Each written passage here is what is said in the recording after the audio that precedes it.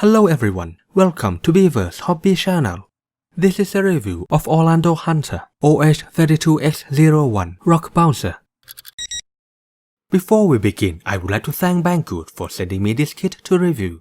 Link to buy is in the description as always. Now let's get on with the review. This is a 1:32 scale 4-wheel drive off-road vehicle. Although the box says rock crawler, it is more like a rock bouncer. It is really small, just 72mm wide and 122mm long. Here's a size comparison with Mini Z.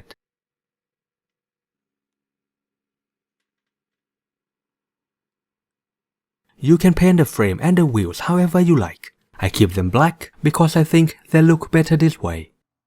It's got solid axle in both front and back. There's also differential upgrade if you like. But the solid axle is perfect for climbing already, so you won't lose the drive when one wheel is up in the air. The wheel articulation and ground clearance are really good for a car of this size. It comes as a kit, so you'll have to choose some components to go with it. The servo is 2.2G. There are 3 new motors for this series, 1000, 2000 and 3000 RPM. So you can clearly see this car is going to be much faster than the previous version. However, the gearbox is still the same. So if you want it as a crawler, you can still buy a motor from the old version to slow the car down and have more torque to climb. What I have here is 1000 RPM. You'll also have to provide your own radio, receiver and ESC. Here I have a complete kit from Orlandoo with speaker and light controller. This all-in-one runs on 2-cell LiPo battery. The radio is pretty simple and easy to use. Hold both left and right buttons to go into menu. Press left or right to select the menu.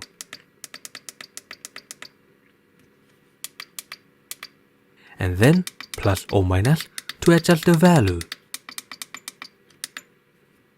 It has dual rate, trim, channel reversing and endpoint adjustment. There are 2 car sounds you can choose from the aux menu.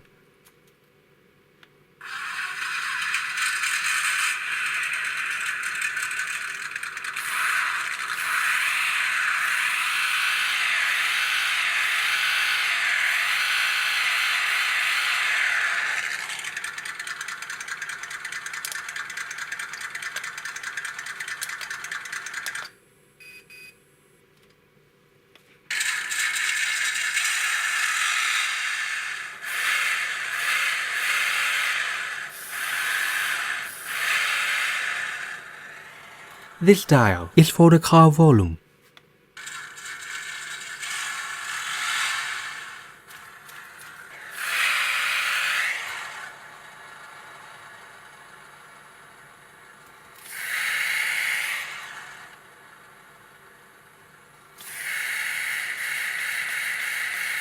And if you turn it all the way down, it is going to turn the sound off completely.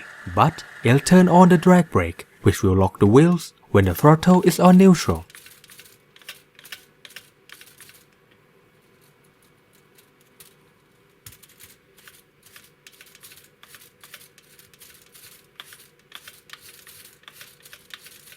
The wheels have the same slot as Mini Z all-wheel drive, which means you can use big chunky wheels and tires from WL Toys and Mini Q as well.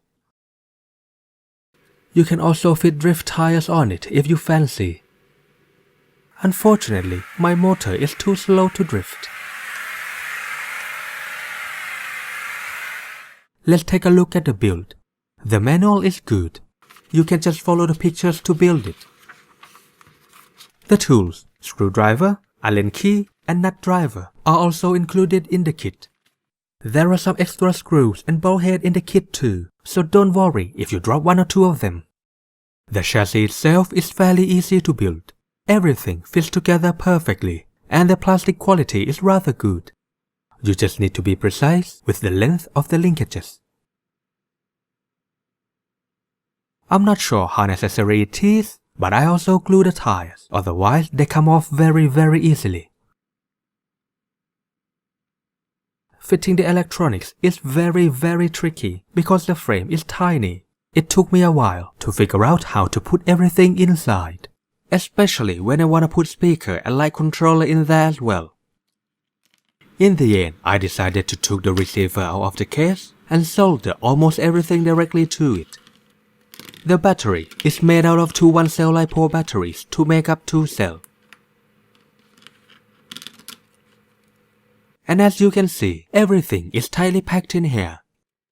By the way, when I tried to put the rear lights in, they broke and I wasn't in the mood to fix them, so I just put only the front lights in and leave it at that.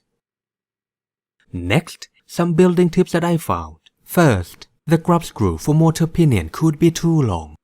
Check if the motor can spin freely. If not, you'll have to file the grub screw down.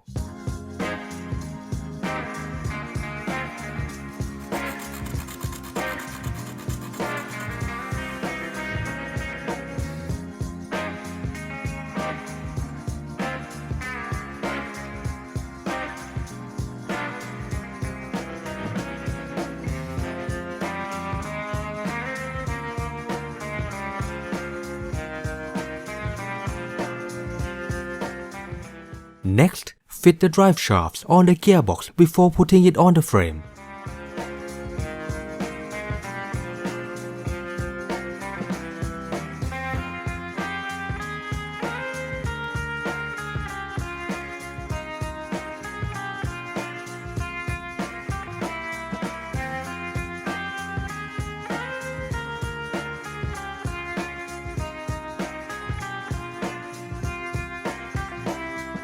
And the last one, cut these extra parts on the gearbox out and you'll get a bit more room inside the frame.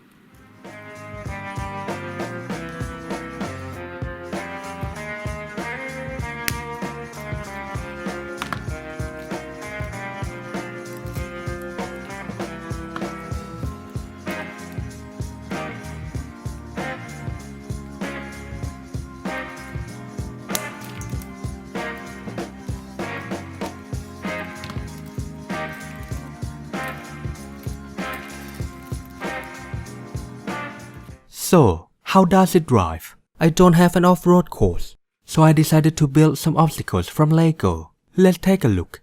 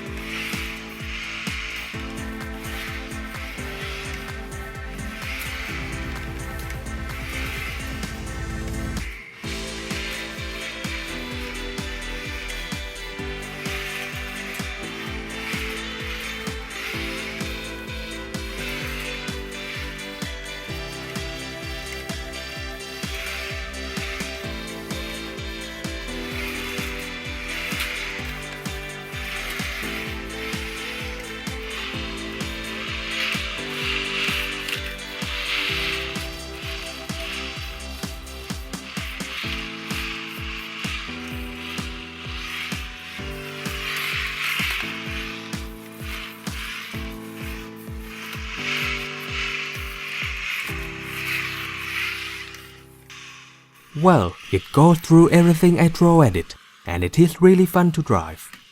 With a size this small, it is perfect for tabletop climbing. It doesn't have any overhang at the front or at the back, so it can climb up pretty much anything. The chassis is brilliant and the suspension works really well. Although the 1000 RPM motor works fine on tabletop, I would prefer it to be either much faster so I could go through things easier, or much slower with much more torque so I could climb with more precision. So I suggest you get the 3000 RPM if you want a rock bouncer, or get the 300 RPM from the previous version if you want a crawler. Next, let's take a look at the price. The chassis is $66. Then a motor and a servo will take it up to $82, and that's before radio, ESC and battery. So all inclusive, you are looking at about $150. And I think that's a fair price for a pocket-sized crawler. All the spare parts and metal upgrades are readily available too. Personally, I would recommend getting the kit, a servo and a motor. And then find a small ESC and a radio with small receiver. Because stuffing the full electronics in this frame is really difficult. But if you want the full experience with light and sound, the complete kit is always an option. And that's it for this video. Please subscribe if you want to see more content like this, and hit the bell icon to get the notification whenever I upload a new video. You can follow me on Facebook or social media for quick updates, written reviews, news, and see what I'm doing between videos. Thanks for watching, and see you again next time.